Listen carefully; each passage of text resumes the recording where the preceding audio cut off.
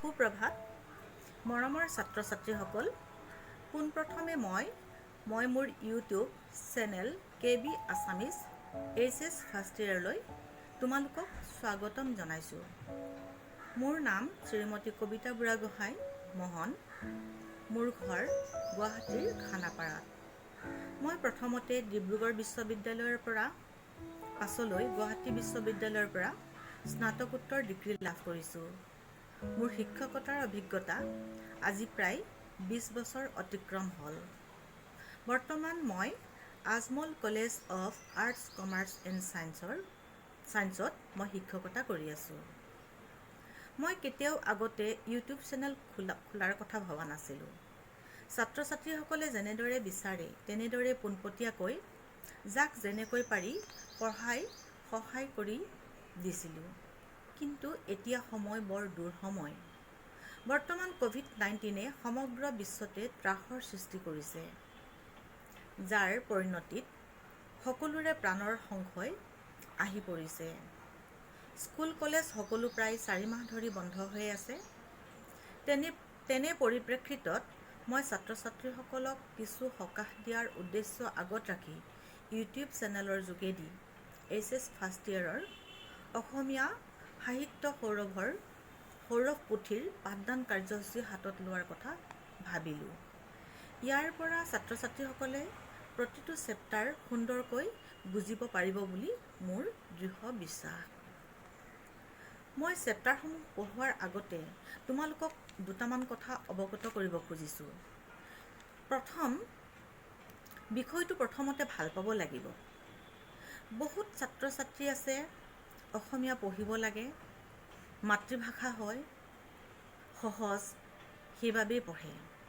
আচলতে কথাটো তেনে হ'ব নালাগে। বিষয়টোৰ প্ৰতি সদ্ভাৱ থাকিব লাগে আৰু বিষয়টো যত্ন সহকাৰে পঢ়িব লাগে। এনেদৰে পঢ়িব লাগে যাতে পিছলৈ ক'ব পৰা হয়, গৰ্বৰে ক'ব পৰা হয়, মই অসমীয়া, মোৰ মাতৃভাষা অসমীয়া। দ্বিতীয়তে, শিক্ষকজনৰ লগত একাত্ম হ'ব পাৰিব লাগে। শিক্ষকে যি কয় মনোযোগেৰে শুনাৰ উপৰিও নজনা কথাখিনি শিক্ষকজনৰ লগত ভাঙি পাতি শ্বেয়াৰ কৰিব লাগে, জানিব লাগে, সুধিব লাগে। তৃতীয়তে, শব্দৰ সংযোজন, বাক্যৰ গাঁথনি, ভাষাৰ সাৱলীলতা সুন্দৰ কৰিবলৈ অহৰহ চেষ্টা কৰিব লাগে। চেষ্টা মনত ৰাখিহে আগবাঢ়িব লাগে। চতুৰ্থতে, বহুতো ছাত্ৰ ছাত্ৰী আছে HS ফাৰ্ষ্ট ইয়েৰত ছায়েন্সত বা কমাৰ্চত নামভৰ্তি কৰি পেলাই ভাবে অসমীয়া পৰীক্ষাৰ আগত পঢ়িলেও হয়, তেতিয়াই পঢ়ি ল'ম, এতিয়া অন্যান্য বিষয়সমূহ পঢ়োঁ। আচলতে কথাটো তেনেকুৱা নহয়। এইটো এটা একদম ভুল ধাৰণা। সদায়েই যিকোনো বিষয়েই পঢ়ে বিষয়টোক সমানে প্ৰাধান্য দিব লাগে আৰু ৰুটিন অনুসৰি নিয়মীয়াকৈ গুৰুত্ব সহকাৰে পঢ়িব লাগে। অসমীয়াত এষাৰ কথা আছে, পাছু আঙুলিৰে খাই বুঢ়া আঙুলি হেঁচুকিলেহে যায়। আমি ভাত খাওঁতে পাছুটা আঙুলি ব্যৱহাৰ কৰোঁ, কিন্তু বুঢ়া আঙুলিৰে যেতিয়া ভাতখিনি ঠেলি দিয়া নহয় তেতিয়ালৈকে ভাতখিনি পেটলৈ নাযায়। ঠিক তেনেদৰে অসমীয়া বিষয়টো ধৰি লোৱা বুঢ়া আঙুলিটো। ভালকৈ অধ্যয়ন কৰিলে, নিয়মীয়াকৈ পঢ়িলে এই বিষয়ত ভাল নম্বৰ আয়ত্ব কৰিব পাৰি। আৰু এটা কথা পাহৰি যাব নালাগে, ই এটা মেইন ছাবজেক্ট। অন্যান্য ফিজিক্স, কেমেষ্ট্ৰি, বায়'লজি, মেথছ যেনেধৰণে মেইন ছাবজেক্ট, ঠিক তেনেকৈ অসমীয়া ছাবজেক্টটো এটা মেইন ছাবজেক্ট। ই 100 মাৰ্কছ কেৰি কৰে। গতিকে এই কথাটো সততে মগজত ৰাখি অন্যান্য বিষয়বিলাকৰ লগতে সমানে পঢ়িব লাগে। এতিয়া আহোঁ আমাৰ পাঠ্যপুথিৰ বিষয়লৈ। আমাৰ পাঠ্যপুথিত prose, poetry, short story, drama এখন আছে আৰু গ্ৰামাৰ আছে। সাহিত্য সৌৰভত কেইবাটাও ভাগ আছে। এই ভাগসমূহ আমি ডিষ্ট্ৰিবিউশ্যন এনেধৰণে কৰিছোঁ। প্ৰ'জত 40 নম্বৰ আছে, শ্বৰ্ট ষ্টৰীত 7 নম্বৰ, পয়েট্ৰিত 25 নম্বৰ, ড্ৰামাত 18 নম্বৰ, কম্পজিশ্যন আৰু গ্ৰামাৰত আছে 10 নম্বৰকৈ। প্ৰ'জত আমাৰ প্ৰধানকৈ 8টা চেপ্টাৰ আছে। ধনৰ ব্যৱহাৰ, অসমত মহাত্মা গান্ধীৰ পোনপ্ৰথম প্ৰদাপন, গৌৰৱ, কিতাপৰ কথা, গিবন, কেম্ব্ৰিজৰ শিক্ষা ব্যৱস্থা আৰু শিক্ষানুষ্ঠান, অসমৰ পুৰণি খেল ধেমালি, এভাৰেষ্টৰ সপোন আৰু বিভীষিকা। আৰু শ্বৰ্ট ষ্টৰীত আছে বি আৰ প্ৰেজেণ্ট। কবিতাত আছে ৰাৱণক বিভীষণৰ সজ উপদেশ, বৰগীত, জয় জয় যাদৱ, ধনবৰ আৰু ৰতনী, বনকুঁৱৰী, লাচিত ফুকন, ৰাজপথ, এখন চিঠি। আৰু নাটকখন হ'ল কুশল কোঁৱৰ। গ্ৰামাৰ আৰু কম্পজিশ্যনত আছে ভাৱ সম্প্ৰসাৰণ, চন্দ্ৰবিন্দুৰ ব্যৱহাৰ, অকাৰ, য়কাৰ, ৱকাৰৰ ব্যৱহাৰ, সমুচ্চাৰণ শব্দৰ অৰ্থ, বাক্য ৰচনা বা জতুৱা ঠাঁচ। এতিয়া আহোঁ প্ৰ'জৰ বিষয়লৈ। আমাৰ প্ৰথম চেপ্টাৰটো হৈছে ধনৰ ব্যৱহাৰ। ধন কেনেকৈ ব্যৱহাৰ কৰিব লাগে, ইয়াত এই ধনৰ ব্যৱহাৰৰ ওপৰত সাধাৰণতে দুটা ভাগত ভাগ কৰিছে। এটা হৈছে ধোঁৱাখুলীয়া আৰু এটা হৈছে কৃপণ। আৰু ধন কেনেকৈ ব্যৱহাৰ কৰিব লাগে এই চেপ্টাৰটোত এই বিষয়ে বিতংকৈ বিৱৰণ দিয়া আছে। ইয়াৰ পিছতে আহিল অসমত মহাত্মা গান্ধীৰ পোনপ্ৰথম প্ৰদাপন। দক্ষিণ আফ্ৰিকাৰ পৰা উভতি আহি যেতিয়া মহাত্মা গান্ধীয়ে গোটেই ভাৰতবৰ্ষ ভ্ৰমণ কৰাৰ কথা আহিল, তেতিয়া তেখেতে অসমো ভ্ৰমণ কৰিছিল। আৰু অসম ভ্ৰমণৰ সময়ত তেওঁ ক'ত আহি কেনেদৰে আছিল, কি কি কৰিছিল, কেনেধৰণে বক্তৃতা দিছিল, অসমৰ ৰাইজে তেওঁক চাবলৈ কেনেকৈ উদ্বাউল হৈ আছিল, এই কথাখিনি এই পাঠটিত সন্নিৱিষ্ট কৰা আছে। ইয়াৰ পাছতে আহিল গৌৰৱ। ই এটা বৰ ইণ্টাৰেষ্টিং চেপ্টাৰ হয়। গৌৰৱ আমি কাক লৈ আমি গৌৰৱ কৰোঁ, ইয়াত লিখকে ক্ষুদ্ৰৰ পৰা বৃহৎলৈ, একেবাৰে সৰুৰ পৰা ডাঙৰলৈ কেনেকৈ মানুহে গৌৰৱ কৰে বা কেনেকৈ গৌৰৱ কৰাৰ স্থল বিচাৰি পায়, এই বিষয়ে বৰ্ণনা কৰিছে। যেনেকৈ বান্দিৰ বাঢ়নি তাৰে যেনেকৈ গৌৰৱৰ কাৰণ হয়, ৰাণীৰ অলংকাৰো তেনেদৰে গৌৰৱৰ কাৰণ হয়। কেনেকৈ গৌৰৱক লৈ মানুহে অহংকাৰ কৰে, এই পাঠটিত এই কথাখিনি সন্নিৱিষ্ট আছে। ইয়াৰ পিছত আহিল কিতাপৰ কথা। কিতাপ কেনেকৈ পঢ়িব লাগে, ক'ত আৱিষ্কাৰ হৈছিল, কোনবিলাক কিতাপ কেনেকৈ পঢ়িব লাগে, কোনবিলাক কিতাপ চুবাব লাগে, কোনবিলাক কিতাপ গিলি হজম কৰিব লাগে, কেনেধৰণৰ কিতাপ উল্লেখযোগ্য, কেনেধৰণৰ কিতাপ পঢ়িলে লাভৱান হয়, ইত্যাদি ইত্যাদি কথাবিলাক কিতাপৰ কথাত আছে। ইয়াৰ পিছত আহিল গিবন। গিবনে কেনেদৰে জীৱনৰ 14টা বছৰ গভীৰ পৰ্যবেক্ষণ শক্তি, অধ্যয়ন আৰু পৰিশ্ৰমৰ অন্তত তেওঁৰ কালজয়ী সাহিত্য দি ডিক্লাইন এণ্ড ফল অৱ ৰোমান এম্পায়াৰ নামৰ গ্ৰন্থখন ৰচনা কৰিছিল। আৰু এই গ্ৰন্থখনে কেনেকৈ কালজয়ী হয় এতিয়াও মানুহৰ মাজত বিৰাজমান, এই কথা বৰ্ণনা কৰিছে।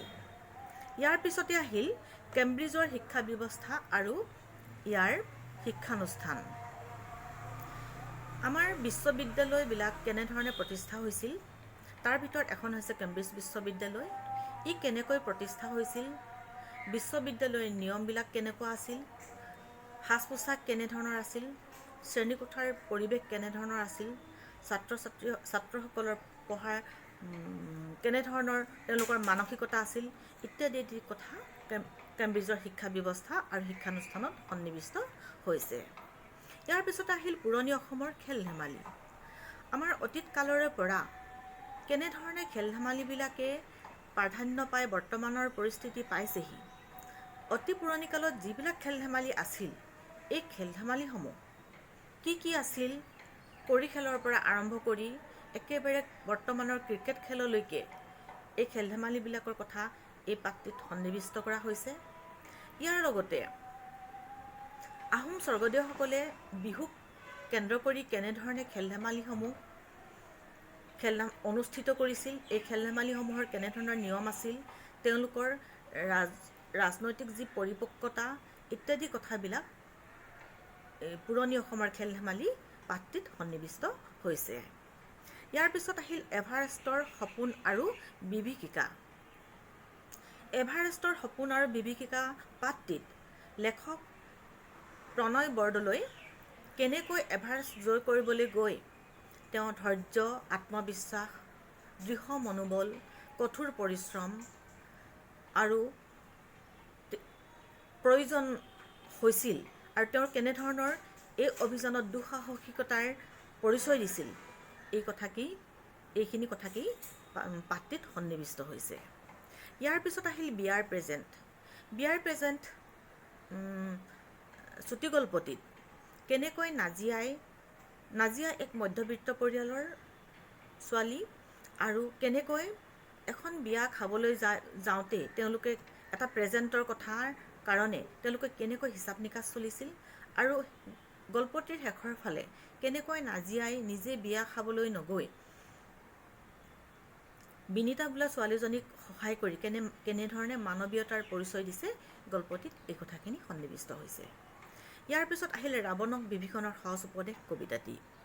ৰাৱণক বিভীষণৰ সহজ উপদেশ কবিতাটিত মাধৱ কন্দলীয়ে বিভীষণে কেনেকৈ ৰাৱণক সহজ উপদেশ দিছিল, কেনেকৈ ৰামৰ পত্নী সীতাক হৰণ কৰি অনাৰ পৰিণতিত কি পৰিৱেশৰ সৃষ্টি হ'ব, এই কথা বুজাবলৈ গৈ যিখিনি কথা কৈছিল এই কথাখিনি সন্নিৱিষ্ট হৈছে আৰু তাৰ মাজেদি ভগৱান ৰামৰ ঐশ্বৰিকত্বৰ কথা প্ৰকাশ পাইছে।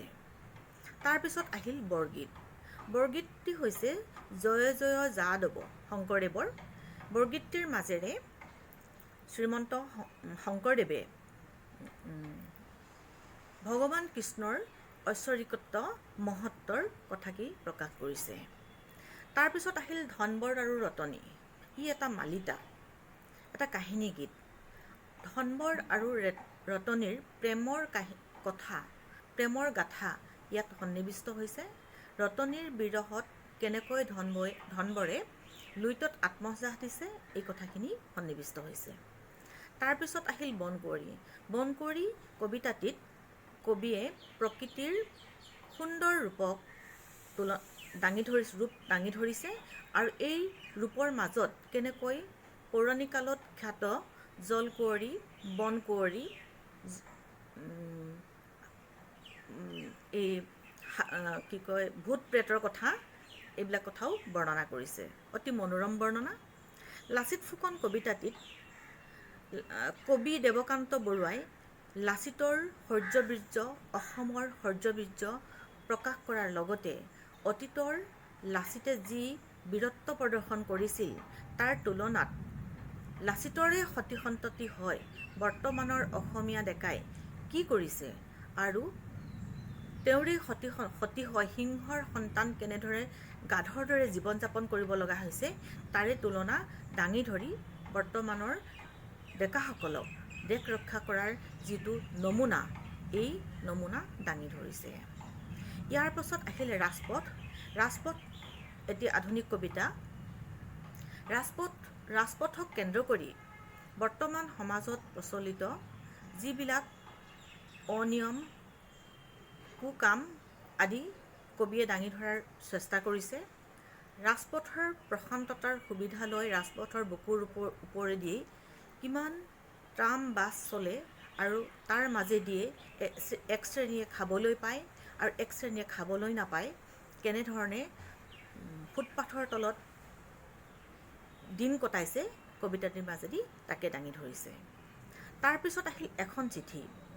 সৈনিকসকলে কেনেকৈ দেশ ৰক্ষাৰ দায়িত্ব লৈ পৰ্বতৰ মোহনাত, গভীৰ অৰণ্যৰ মাজত পৰ্বতৰ মোহনাত নিস্তব্ধ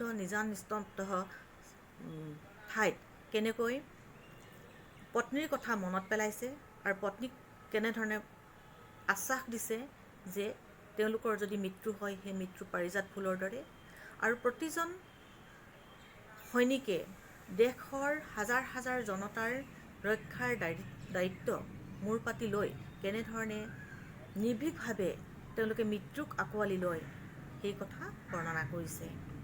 ইয়াৰ পিছত আহিল নাটক কুশল কোঁৱৰ। কুশল কোঁৱৰক কেনেকৈ মিছা অপবাদত দোষী সাব্যস্ত কৰি ইংৰাজে ফাঁচি দিছিল, এই কুশল কোঁৱৰৰ সত্য কাহিনীৰ আলমত অসমত ঘটা স্বাধীনতা আন্দোলনৰ সময়ত এই কাহিনী নাটকখনত সন্নিৱিষ্ট কৰা হৈছে। ইয়াৰ পিছত ভাৱ সম্প্ৰসাৰণ তোমালোকে ক্লাছ 9-10তো পঢ়ি আহিছা। চন্দ্ৰবিন্দুৰ ব্যৱহাৰ ক'ত ক'ত হয়, অকাৰৰ ব্যৱহাৰ কেনেধৰণে হয়, য়কাৰৰ ব্যৱহাৰ কেনেধৰণে হয়, ৱৰ ব্যৱহাৰ কেনেধৰণে হয়, সমুচ্চাৰণ শব্দক কেনেধৰণে বেলেগ বেলেগ অৰ্থৰে আমি কি কৰিব পাৰোঁ, প্ৰয়োগ কৰি আমি শব্দত প্ৰয়োগ কৰিব পাৰোঁ, বাক্য ৰচনা বা জতুৱা ঠাঁচ আমি কেনেধৰণে লিখোঁ ইত্যাদি কথাখিনি পাঠটিত সন্নিৱিষ্ট হৈছে। আহা ছাত্ৰ বন্ধুসকল, আমি আজি ভাষাটোক, অসমীয়া ভাষাটোক অন্তৰেৰে আঁকোৱালি লওঁ আৰু গুৰুত্ব প্ৰদান কৰোঁ।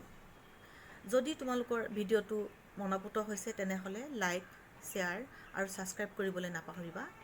আজিলৈ আহোঁ, দ্বিতীয় ভিডিঅ'টিত পুনৰ লগ পাম। ধন্যবাদ।